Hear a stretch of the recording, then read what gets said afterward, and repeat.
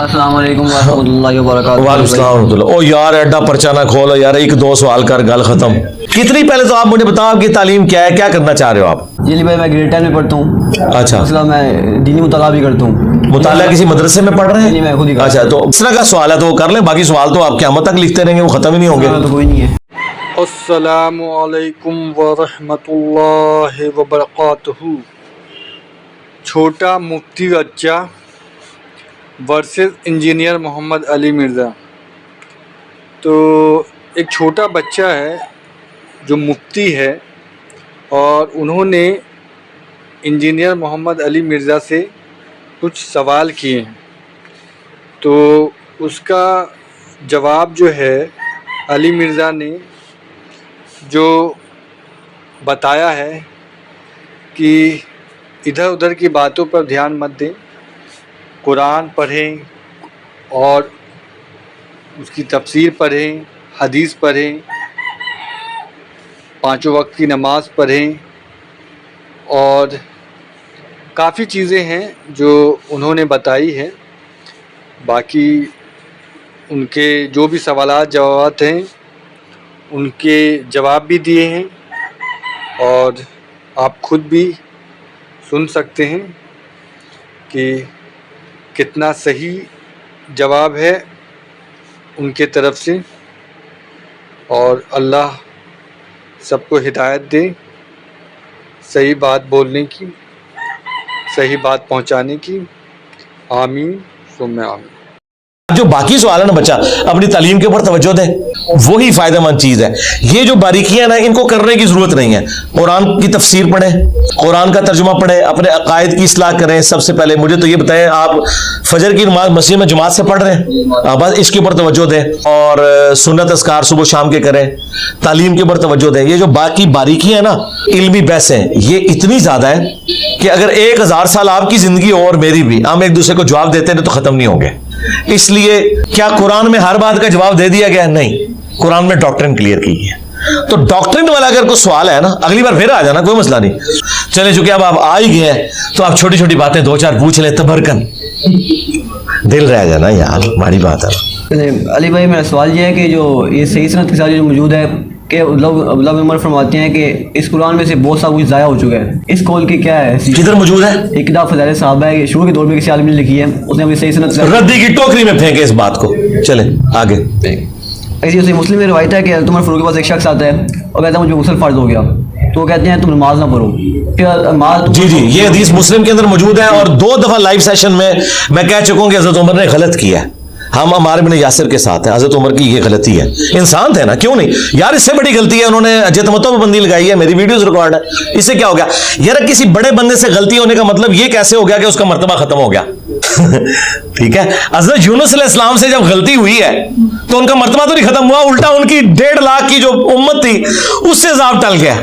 ठीक है, तो कोई फर्क नहीं पड़ता। ये जो रवायत है कि इब्न उमर हवारी जो मुख्तार सलफ़ी के मानने वाले पीछे नमाज पढ़ते हैं, हाँ जी, हाँ जी। इस रवायत में ये जो यूनुस बिन उबैद मुदल्लिस है और उसका नाफिज़ समा साबित नहीं है। जी साबित है। हमारे जो शेख थे ज़ुबैर लिज़ई साहब, वो तदरीस के मसले में बहुत क्रिटिक थे। उन्होंने अपने मक़ालात के अंदर इसकी सनद के ऊपर सेहत का हुक्म लगाया हुआ है। हम उनकी सेहत के ऊपर एतबार करते हैं। और अगली बात, अगर डॉक्ट्रिन की बात करते हैं तो ये जो पार्टी हमें ये पेश कर रही है, इन पार्टी के नजदीक तो हजरत उस्मान के जो कातलीन थे वो यहूदी थे। तो बुखारी में 695 नंबर है कि हजरत उस्मान ने कहा इनके पीछे नमाजें पढ़ो। तो इनके नजदीक तो हजरत उस्मान तो यहूदियों के पीछे नमाज पढ़ने के कायल है, तो खारजियों के पीछे भी नमाज हो जाती है अगर बलवाइयों के पीछे हो जाती है। डॉक्ट्रिन मेरी अपनी जगह कायम है, समझ आई? तो ये रवायत छोड़ दें, बुखारी की ले लें। मेरे रवायत है जो कबीला सकीफ में कज़ाब होगा, तो मुस्लिम मेदी में वजाहत मौजूद है कि ये जो कज़ाब है ये मुख्तार सलफ़ी है। देखें, मुस्लिम शरीफ में सिर्फ दज्जाल का जिक्र है कि उन्होंने उसको कहा कज़ाब का जिक्र, जो हज्जाज इब्न यूसुफ को, और दूसरा जो है वो माजूब है, उन्होंने कहा हम कज़ाब तो देख चुके और जालिम तू है, हज्जाज इब्न यूसुफ। मुस्लिम शरीफ में तो जिक्र नहीं है कि ये अबू बैदा सक़फ़ी है। अच्छा, इमाम तिरमिज़ी ने कहा कि कहा जाता है कि वो है। ठीक है, अहले सुन्नत अहले तशय्युह में 2 राय एग्जिस्ट करती हैं। हमारे पास कोई मजबूत बात ऐसी कोई मौजूद नहीं है स्पेसिफिकली कि हम उसकी बुनियाद के ऊपर मुख्तार सख्फी के ऊपर उसे फिट करें? मुस्लिम समझी में हदीस है ना, मुस्लिम नबी में क्या कि वो जो कज़ाब है वो मुख्तार सख्फी है। नहीं, हदीस तो हो ही नहीं सकती, क्योंकि वजह है कि नबी इस्लाम ने तो नाम ही नहीं लिया जहाज का भी, तो मुख्तार का नाम कैसे ले लिया आपने? हदीस नहीं होगी, कौल होगा किसी का। और ये जो मुस्नद अहमद और इब्ने माजा से पेश करते हैं ना रवायतें, उन रवायतों में कलाम है इस हवाले से कि वो वैसे नहीं जैसे ये समझ रहे हैं कि उसने दावा नबूवत कर दिया हो। मुझे बताया अगर दावा नबूवत किया होता तो मुख्तार सख्फी के जो मानने वाले लोग हैं उनके पीछे अब्दुल्ला बिन उमर नमाजें पढ़ते, नंबर 1। नंबर 2, उनको बकायदा वो ज़कात और बैतुल माल में सारी चीजें जमा करवाई जाती थी। अगर इसके बावजूद अगर कोई कहना चाहता है तो क्या ले, इससे मेरे मुकदमे में क्या फर्क पड़ता है? मैं तो उसकी काम की तारीफ करता हूं, उसने कातलीन हुसैन से बदला लिया, ठीक है ना? तो अल्लाह ताला तो फासिक से भी दीन का काम ले सकता है, चलो तुम लोग फासिक कह लो, ठीक है, लेकिन इसके पीछे कातलीन हुसैन को तो ना रदी अल्लाह अन्हु को, उनसे तो हमारी दुश्मनी अपनी जगह। अगर कोई मुहद्दिस की रावी पर जरा करता है और सिर्फ कहता है ये रावी ज़ईफ है और जरा की वजह बयान नहीं करता, यानी जरा मुबहम है, तो वो क्या उज्जत नहीं होगी? जरा नहीं, कोई उज्जत नहीं होगी। उसकी वजह यह है कि उसे दलील देनी पड़ेगी।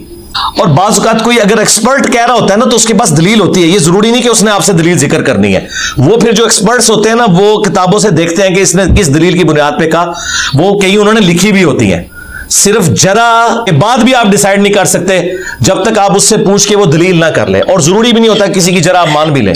मसलन इमाम मालिक ने कहा कि मोहम्मद बिन इसहाक जो है दज्जाल है, हम मोहम्मद बिन इसहाक को अपना इमाम मानते हैं, इमाम मालिक की बात को रद्दी की टोकरी में फेंकते हैं क्योंकि 50 मुहद्दिसीन ने उसकी तौसीक की है। इमाम मालिक जो है वो यानी उनको गलती लग गई है, ठीक है। अब इतना बड़ा इमाम है, वो दज्जाल एक रावी को कह रहा है और मुहद्दिस उससे हदीसें ले रहे हैं, तो अगर इमाम मालिक को गलती लग सकती है कि जिसे वो दज्जाल कह रहे हैं हमारा वो इमाम है, तो बाकी तो शाही कोई नहीं। ज़ईफ शरीफ तो छोटी चीज रह गई। कोई रावी कोई मुहद्दिस किसी रावी को मुदल्लिस कहता है और उस मुहद्दिस की उस रावी से मुलाकात नहीं है, तो उस रावी पे तदलीस का इल्जाम माना जाएगा या नहीं माना जाएगा? नहीं, तदलीस उसने किसी बुनियाद, उस मुलाकात होना तो जरूरी नहीं। मेरी मुलाकात है क्या आमश से, मैं अगर उसे मुदल्लिस कह रहा हूं किसी बुनियाद पे कह रहा हूं ना, वो तफसील होती है कि वो क्यों कह रहा है। अगर तफसील ना हो फिर नहीं मानी जाती बात। ये शरीकुल काजी है, इसको पहली बार जो शरीक तो बड़े कमजोर से धागे से बंधा हुआ है भाई, उसके ऊपर तो बड़े इल्जाम हैं। हम तो फिर भी उसे सिक्का सदूक मान रहे हैं। अहले सुन्नत में कई लोग तो उस रावी को ही सही मानने के लिए तैयार नहीं है, वो तो बेचारा कमजोर धागे से बंधा हुआ है। मैं तो सिर्फ मुदल्लिस कह रहा हूं ना। अहले सुन्नत में कितने लोग हैं जो उसको रावी को एक मजरूर रावी के तौर पर मानते हैं, हम तो फिर भी उसे अहले सुन्नत मानते हैं। तो वो कोई ऐसा मुतबरक बंदा नहीं है जिसका आपने दिफा करना है। मैं तो मुदल्लिस कह रहा सिर्फ। मैं ये कह रहा हूँ कि शरीक पे हाफजे की जरा, इसका हाफजा भी ठीक नहीं, जरा हुई है, और उसको जो मुदल्लिस भी कह रहा है, लेकिन जिन लोगों ने फिर इल्जाम लगाया ना, किसी की भी इससे मुलाकात नहीं है। पहली बार मुदल्लिस को इमाम हज़म ने पहली बार मुदल्लिस कहा है, उनके 3-4 साल बाद इसके यहाँ हैं, तो फिर इस पर तदलीस का इल्जाम किस तरह माना जा सकता है? चले इसके ऊपर कोई तहकीक की जा सकती है। बारी तहकीक में शरीक अल कादी मुदल्लिस है। आखिर नजर कहते हैं ये तदलीस से बड़ी है, तो किसी के एक के कहने से कोई बरी नहीं हो जाता। हाफिज ने जो तबकाती तकसीम मुदल्लिसीन की बनाई, नहीं हम नहीं मानते, नहीं मानते, उनकी अपनी है ना। अच्छा, ये जो फज़ाइल में जब ज़ईफ़ हदीस की कबूलियत की बात आती है तो इमाम मुस्लिम का कौल पेश करती हैं। जो इमाम मुस्लिम का कौल है वो एक तरफ है, इमाम नववी, इमाम ज़ाबी, बाकी मुस्लिम का कौल एक तरफ है। तो जमहूर मुहद्दिसीन को हम देखेंगे इमाम मुस्लिम पहली तो बात है ज़ाबी या नववी क्या शायद मुस्लिम के मुकाबले पे, नंबर 1। नंबर 2, मुस्लिम ने जो मौक़िफ़ अडॉप्ट किया उसकी बरक़ात तो हमें नजर आ रही है कि इन सारी ज़ईफ़ रवायतों से इन्होंने अक़ीदे बना लिए हैं। अगर इमाम मुस्लिम वही मौक़िफ़ अडॉप्ट करते तो फिर उन्होंने कितना गंद डालना था। इमाम मुस्लिम वाले मौक़िफ़ की वजह से उम्मत बचती है क्योंकि इन्होंने ज़ईफ़ रवायतों पे अकीदे जोड़ लिए हैं। देखें, अंगूठे चूमने के ऊपर झूठी रवायत है, इसके ऊपर उन्होंने अकीदा बना लिया कि शफात होगी। इससे बढ़ के जो नहीं चूमता उसे गुस्ताख़ रसूल कहते हैं। बरेलवी कहते हैं देखो हुजूर सल्लल्लाहु अलैहि वसल्लम का नाम आया, एक बंदा यूं कर रहा है वो मोहब्बत का इज़हार कर रहा है, या एक बंदा ऐसे बैठा हुआ है वो कहते हैं बाकी जो ऐसे कर रहा है। तो इन्होंने कीदे बनाए हैं। लिहाजा इमाम मुस्लिम की बात हजार मुहद्दिसीन पे भारी है कि इन जाली रवायतों ने, ज़ईफ़ रवायतों ने उम्मत के अकीदे खराब किए। हम नहीं मानते, हमें कौन सी बात मजबूर करती है? अगर मुहद्दिसीन इस बात पर इजमा कर लें कि फज़ाइल में ज़ईफ़ हदीस कबूल है, फज़ाइल में रह नहीं रही, उसकी वजह ये फज़ाइल में नहीं रह रहे, अकीदा बनाया हुआ है। बात कर रहा हूं, अगर कोई लेना चाहता है जरूर ले, बरेलवी फज़ाइल तक ले, ये अनाउंसमेंट करें कि जो अंगूठे नहीं चूमता वो हमसे बड़ा आशिक़ रसूल है क्योंकि वो दुरूद शरीफ पढ़ रहा है। तो मैं कहूंगा कि मैं रवायत को मानने के लिए तैयार हूं। ये कहते हैं वो गुस्ताख़ रसूल है, इतने जालिम है। तो मुहद्दिसीन का ये जो बाला कहते हैं ना कि ज़ईफ़ रवायतें उन्होंने कबूल की हैं, तो उन्होंने फज़ाइल में कबूल किए हैं, कीदों में नहीं की। ये कीदा बनाते हैं उससे। अब आपको समझ आई? समझ रहे हैं ना? हाँ, समझ रहे हैं ना? हाँ। अगर इमाम बैठ कर नमाज पढ़ाए तो मुफ्ती भी बैठ के पढ़ेंगे या खड़े होकर पढ़ेंगे? ना बैठ के पढ़ेंगे ना खड़े होके, क्योंकि 5 मिनट रह गए और पीछे से पुलिस वालों ने बंद कर देना। और वो जो रवायत है ना बुखारी की, वो मनसूख है, जिसमें नबी अलैहिस्सलाम फरमाया कि अगर इमाम बैठा हो तो तुम भी बैठ जाओ, क्योंकि उससे अगली हदीस इमाम बुखारी लेके आए कि आखिरी नमाज जो हुजूर ने पढ़ाई है ना, वो बैठ के पढ़ाई और साहबा ने खड़े होकर पढ़ाई, और इमाम बुखारी ने कहा है कि ये इस बात की दलील है कि वो मनसूख है। कि इमाम, ये हदीस थी बुखारी में कि हुजूर ने फिर डांटा साहबा को कि जब मैं बैठा था तुम भी बैठ जाते, लेकिन उससे अगली हदीस में कि उसके बाद आपने एक नमाज पढ़ी, आप बैठे और पीछे खड़े हुए, वो उसकी नासिक हदीस है। आज की डेट में अगर कोई इमाम कमजोरी की वजह से बैठ के नमाज पढ़ाता है या बीमार होने की वजह से, तो मुक्तदी नहीं बैठेंगे, वरना उनकी नमाज नहीं होगी, वो हदीस मनसूख हो चुकी है। बस बहुत है यार। आखिरी सवाल चलिए, आखिरी सवाल ये है, इमाम अबू हनीफा पर जो जरा हुई है, इसके मुतालिक थोड़ी वजाहत कर दें। मुझे कोई गर्ज नहीं इमाम हनीफा पे जरा करने वालों के साथ, ना इमाम हनीफा के साथ। भाई मेरा इमाम तो वो है जिसकी कब्र मदीने में। जी जरा साबित है, बहुत सख्त जरा साबित है। जी जी सही सनद से साबित है।